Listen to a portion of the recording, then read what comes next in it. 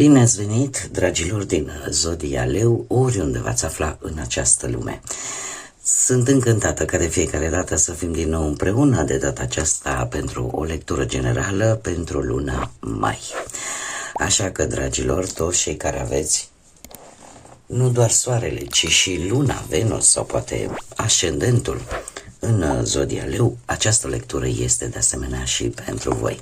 Desigur, vreau să le mulțumesc din suflet tuturor celor care sunteți în permanență aici lângă mine, care mă susțineți prin fiecare comentariu, prin fiecare gest de apreciere și prin fiecare gând bun care vine din partea voastră, așa că mii de mulțumiri tuturor.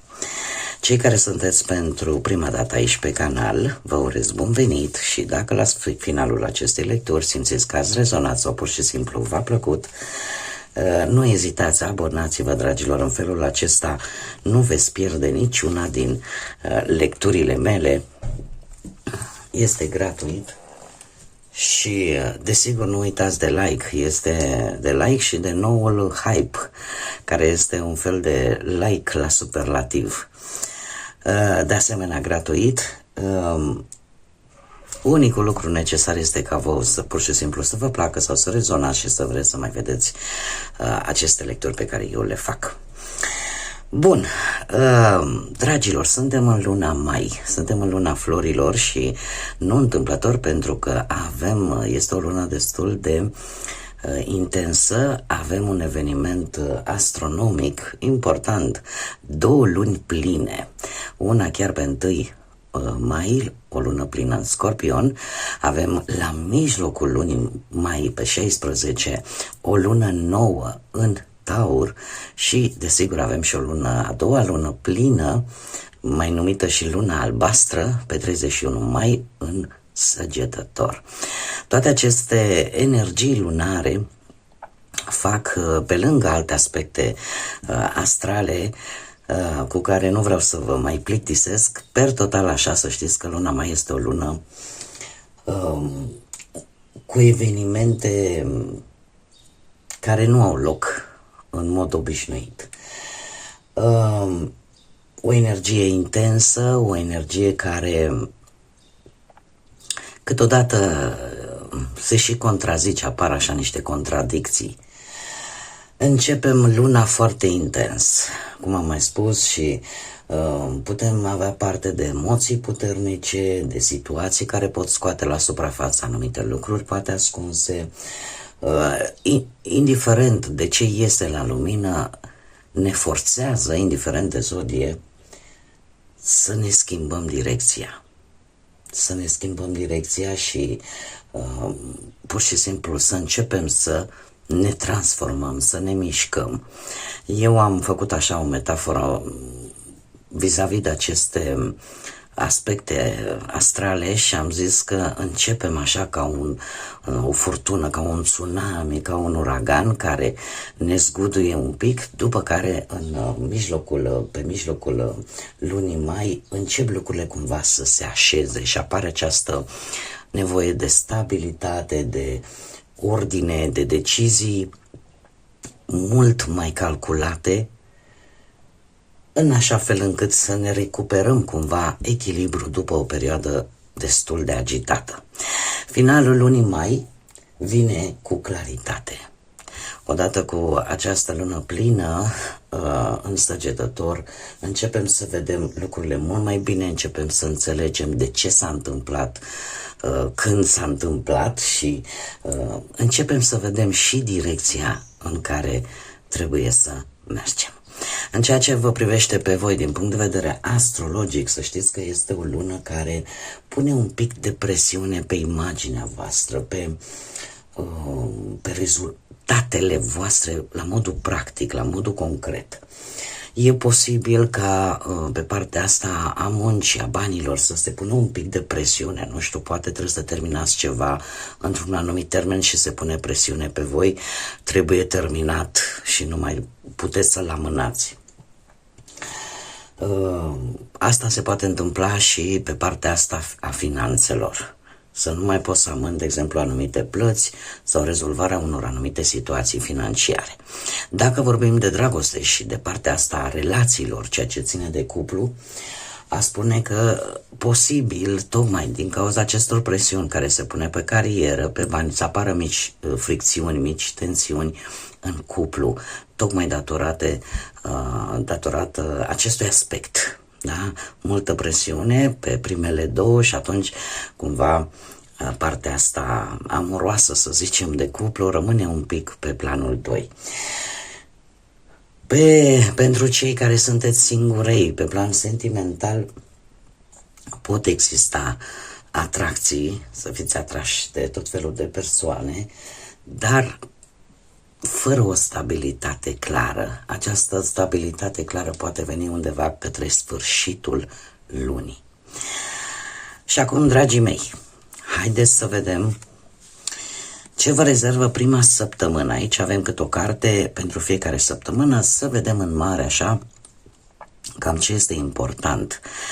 Și avem scutul. Se pare că într-adevăr, încă din prima săptămână întreagă a lunii mai, aveți nevoie să vă apărați sau simțiți nevoia să vă luați voi singuri apărarea în fața unei situații, care, mare atenție, poate să fie pe orice domeniu al vieții. Că este el profesional, la locul de muncă, pe partea banilor sau în familie sau în relație. Cea de-a doua săptămână vine cu nevoia de ajutor, de o mână de ajutor, de asistență, de ghidare. Simțiți nevoia, poate, ca cineva să vă ofere un sprijin sau poate divinitatea să vă ofere o ghidare într-o anumită situație. Cea de-a treia săptămână, să știți că lucrurile parcă încep să se schimbe. Avem scara și faptul că încet, încet încep să urci și pe ea, către ceva ce îți aduce succes. Iar cea de-a patra săptămână avem căluțul de mare care ne vorbește de anumite situații familiare.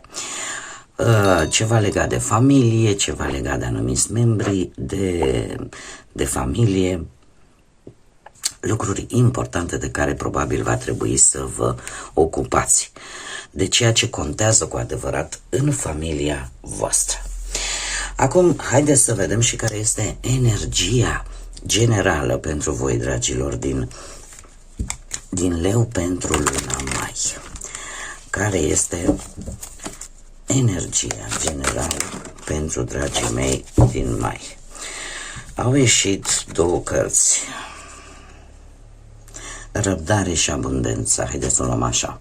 Ca și numere importante poate pentru voi, avem 3, 6, 9 și 36 și mai avem 3, 8, 11 sau 38. Acum, avem ceva legat de luna august. Trebuie să aveți răbdare pentru ceva care va avea loc în luna august. Pentru că avem Green Corn Moon, avem luna cornului verde, care ne vorbește de răbdare. Se pare că lucrurile bune vin încet, dragilor, dar pe cât de încet vin, pe atât de sigure sunt. Așa că se întâmplă ceva pe care, chiar dacă în această lună tu nu le poți vedea, nu le poți percepe, ele de fapt se dezvoltă. Așa că lasă timpul să-și facă treaba, aveți un pic de răbdare, pentru că mergem în direcția bună. Da? Mergeți în direcția bună. Și cum am mai spus, uite, încă un eveniment important. Să știți că avem luna Vânătorului, Abundență. Asta îmi vorbește de luna lui octombrie, deci avem august și octombrie. Luna Vânătorului, în general, vorbește de strategie, de o acțiune calculată. E un îndemn, de fapt, ca ceea ce voi faceți acum, în funcție de cât de calculați, cât de buni strategi sunteți, chiar puteți să obțineți lucruri importante pentru voi.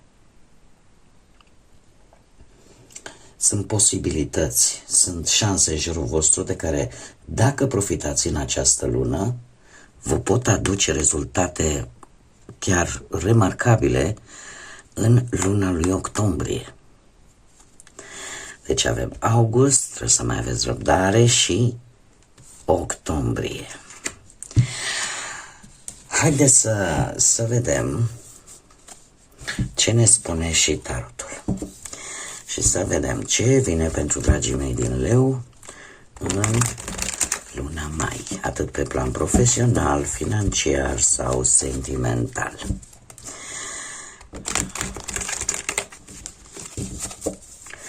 Să vedem.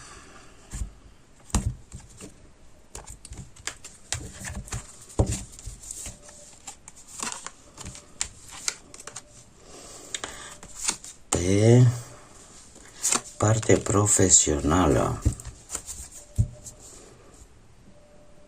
Pe parte profesională să știți că ați dus voi greu așa, dar până la urmă veți răzbi. Pentru că aveți oricum șarcanul vostru major și se vede că este un pic de tensiune pe partea asta a muncii. Avem un 10 de monede, un 10 de monede care îmi vorbește de atingerea unui nivel destul de stabil, destul de sigur la locul de muncă, în afacerea pe care o aveți sau tot ce ține de cariera profesională. Este posibil ca unii dintre voi cel puțin să obțină un loc de muncă stabil care să vă ofere cumva siguranță sau nu știu, să reușiți să faceți o afacere să funcționeze bine sau să aveți o poziție mai solidă, poate într-o companie mai mare. Cert este că lucrurile, chiar dacă sunt pentru care voi ați luptat, pentru că avem un 9 de bâte, iar 9 de bâte îmi vorbește de efortul pe care voi îl faceți să vă mențineți poziția, să finalizați un proiect care are un termen limită, așa cum bine am văzut și din punct de vedere astrologic. E posibil să aveți mici provocări în această lună, dar la care le veți face față cu brio, cu succes. Este o lună în care pentru voi cuvintele cheie în ceea ce privește viața voastră, cariera voastră profesională este rezistența, da? Să nu lăsați obstacolele să vă doboare, și perseverența. Sunt cheile pentru ca voi să aveți succes și îl veți avea, după cum văd aici cu soarele care și vă reprezintă ca și zodie, pentru că pe partea asta muncii încep să vină rezultate clare. Puteți finaliza cu succes un proiect important, puteți primi recunoaștere, apreciere pentru ceea ce faceți voi, asta sub forma, nu știu, a unor laude, a unei promovări, a unei recomandări bune. Mie cel puțin cărțile îmi spun că veți lucra într-un mediu în care vă veți simți bine, motivați și cu colaborări cât mai bune cu colegii, cu asociații voștri. Adică cumva efortul vostru de până acum în sfârșit începe să dea rezultate. Pe partea bănuților, ia să vedem ce avem noi aici. Avem Marele Preot și Judecata, două arcane majore, care într-un fel sau altul au legătură între ele. De ce? Pentru că avem Marele Preot cu zodia Taur, poate unii dintre voi aveți și ca și ascendent, poate această zodie, și avem Judecata care îl are pe Pluton și implicit avându-l pe Pluton putem vorbi și de zodia Scorpion. Dragii mei, pe partea asta a bănuților, acest 2 de bâte îmi vorbește despre un posibil venit dintr-un proiect planificat, dintr-o situație de care voi ați avut grijă cu ceva timp în urmă. Este ori un plan de afaceri, ori un proiect bine gândit în detaliu. Da?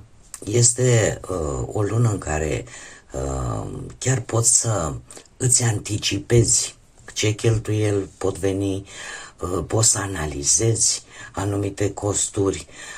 Poate că unii dintre voi sunteți ocupați să vă lansați, nu știu, să faceți un curs online sau să achiziționați anumite materiale, da, pentru ca voi să puteți să porniți o anumită afacere. Cumva sunteți hotărâți să, într-un fel sau altul, să evitați riscuri inutile și să faceți lucrurile să funcționeze așa cum trebuie. La rândul său, Marele Preot vine și el cu un plan bine pus la punct din punct de vedere financiar, un plan mult mai sigur. Probabil că nu o să mai tot băgați bănuții în bănci, vă veți întoarce la metoda tradițională, să vă puneți niște bani, cum se spune în popor, sub saltea, la șosetă, da? Veți încerca să economisiți într-o manieră mai tradițională. Probabil că unii dintre voi chiar veți face anumite investiții clasice.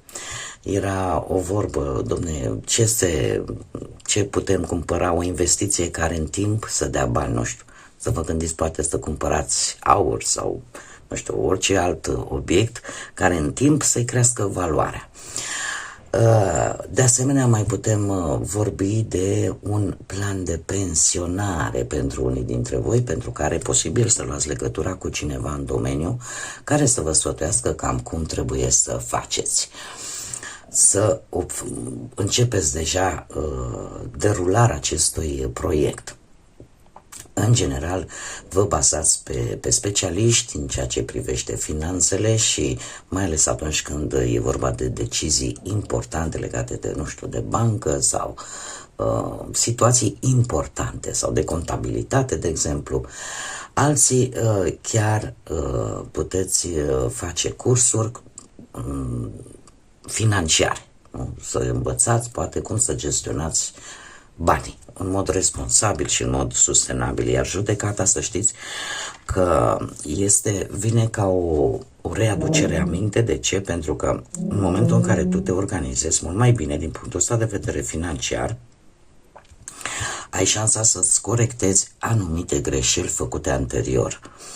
Poate că vei face o refinanțare economică sau poate că în sfârșit reușești să închizi o datorie și în felul acesta să îți dai seama că viitoarele decizii financiare vor fi mult mai înțelepte, pentru că categoric vei folosi experiența din trecut. Este posibil într-adevăr să aveți parte și de un venit suplimentar sau de o recompensă pentru un efort pe care voi l-ați făcut anterior. Așa că, nu știu, poate să vină sub forma unui bonus, vreo moștenire sau pur și simplu în urma unui proiect reușit. Cu judecata vine și cu un mic avertisment pe care probabil că ar trebui cu siguranță să-l luați și în calcul. Dacă nu acționați atunci când oportunități importante vi se arată, puteți pierde. Puteți pierde și puteți rămâne blocat. Da? Și să nu folosiți acea șansă de a corecta ceva din punct de vedere financiar. Așa că, atenție!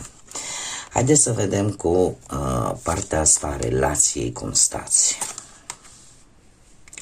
Da, și se verifică din câte văd aici și în tarot ceea ce spun astrele. Pe plan sentimental, să știți că din punct de vedere intim, senzual, pasional, nu stați rău. Problema este alta.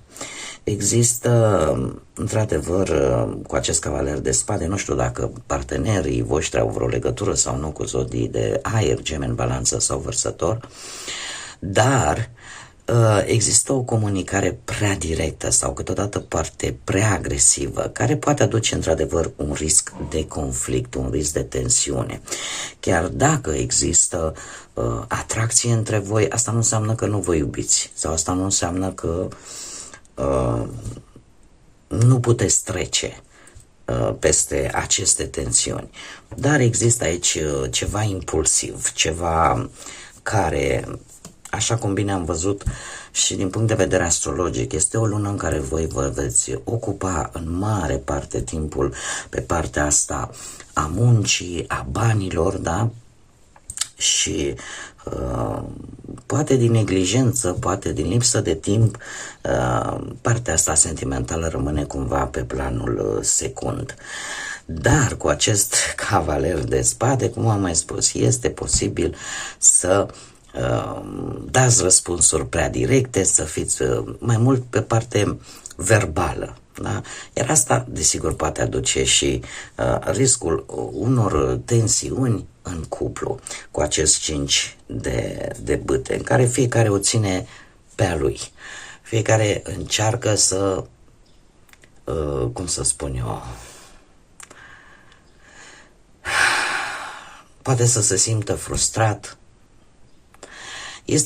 Poate să fie și o competiție, poate între voi, sau o încăpățânare care poate tensiona relația. De ce? Apar frustrări, mai ales dacă unul dintre voi nu acceptă un anumit compromis sau, cum am mai spus, vine cu dialoguri de-astea foarte dure, în care nu prea există atenție mare pe ceea ce se vorbește.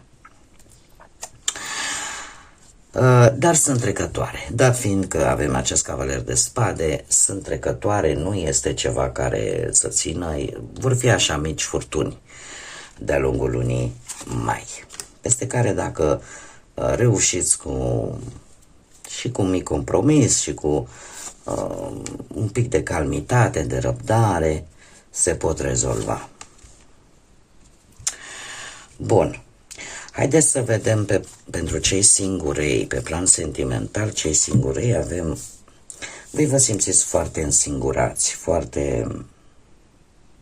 avem aici și zodia Fecioară, sunteți destul de, aș spune că începutul lunii, până către sfârșit, veți fi într-o perioadă în care nu știu cât de tare o să vă ardă de relații, sau să cunoașteți poate pe cineva. Ambele, atât 5 de monede cât și pusnicul, îmi vorbește de o stare de însingurare. Aș spune că ori că vă simțiți voi, că nu sunteți sprijiniți, că sunteți într-o stare așa de dificultate în a atrage persoane compatibile pentru voi. De ce? Poate din punct de vedere emoțional, poate din punct de vedere financiar, parcă nu vă simțiți pregătiți. Și atunci nu vă implicați, să zicem, la modul serios într-o relație. Iar pusnicul, poate că și unii dintre voi aveți în lună Venus sau poate chiar și ascendentul în zona Fecioară, în zodia Fecioară, îmi cer scuze, îmi vorbește tare mult de ideea asta de a vă clarifica. Până la urmă să clarificați ceea ce este, situațiile care sunt importante pentru voi. Poate sunteți într-o perioadă de autoanaliză, da? Și rămâneți o perioadă destul de lungă cam singurei așa. Ori că așteptați momentul perfect pentru a vă implica, ori pur și simplu simțiți nevoia de a vă izola sau până nu-mi rezolv ce am de rezolvat, nici nu mă gândesc la altceva. Totuși, către sfârșitul lunii să știți că apare cu acest 8 de bâte, lucrurile se vor schimba, se vor accelera brusc. Bun, am revenit pentru cei care sunteți singurei, așa cum am mai spus, e o stare de însingurare, e o perioadă în care simțiți nevoia că sunt alte lucruri prioritare decât crearea în acest moment, în această lună a unei relații, dar lucrurile se vor schimba radical către sfârșitul lunii cu acest 8 de bâte. Ce înseamnă asta? Că poate apărea șansa unor întâlniri foarte rapide, unor experiențe sociale pline de energie sau, nu știu, poate la un eveniment important să aveți parte de o întâlnire neașteptată. Acum, depinde de voi dacă profitați de această dinamică și începeți să interacționați activ. Acum, trebuie să mai vă spun încă un aspect important, și anume faptul că acest 8 de bâte vine și el cu un mic avertisment, și anume că acela că puteți fi atrași de relații destul de superficiale sau prea rapide și aici voi decideți dacă vă implicați fără să cunoașteți foarte bine persoana sau să vă lăsați purtați decât de acel instinct chimic, da, din dorința de acțiune imediată să vă implicați în aceste relații destul de superficiale. Dat fiind și faptul că și din punct de vedere astrologic se spune că există atracție, dar nu neapărat și o stabilitate clară. Haideți să vedem acum și care este mesajul Universului pentru voi, dragilor, din Leu, luna mai. Mesajul pentru dragii mei din Leu. Două energii generale, două mesaje, sunteți primii. Și avem așa.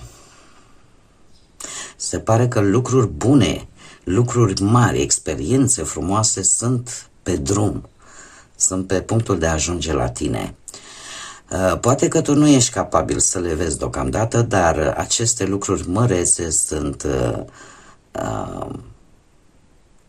sunt pe drum chiar în moment ce eu citesc acest mesaj. Așa că aveți încredere în acest proces și lăsați exact ce v-am spus, lăsați ca timpul divin să-și facă treaba. Da? Aveți încredere în proces și lăsați ca timpul divin să-și facă treaba și voi mergeți înainte știind că lucrurile vor merge chiar foarte bine. Interesant, nu?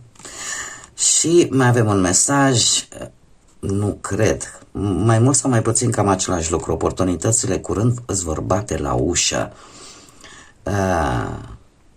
Anumite datorii care se pot curăța, se pot clarifica, sau facturi care vor putea fi plătite integral. Finanțele tale sunt pe cale să se schimbe.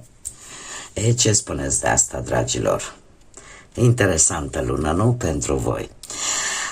Acum, de ce să vă mint? Să știți că ne apropiem de mijlocul anului și pe măsură ce ne apropiem o să vedeți că lucrurile se vor schimba. Cel puțin la sfârșitul lui iunie avem un Jupiter care intră în zodia voastră și care vine cu o schimbare totală, mai ales pentru voi. Marele benefic intră în zodia voastră. Dar aici este o altă poveste pe care vom discuta la momentul respectiv. Până atunci, mă bucur tare mult că v-am avut alături și vă doresc o lună cât mai bună, cât mai pe sufletul și dorințele voastre. Până data viitoare, când ne vom reîntâlni la o nouă lectură, din partea mea, tot binele din lume și, desigur, nu uitați, dragii mei, sunteți suflete frumoase, așa că lăsați ca pacea, liniștea, credința și lumina să vă însoțească la fiecare pas.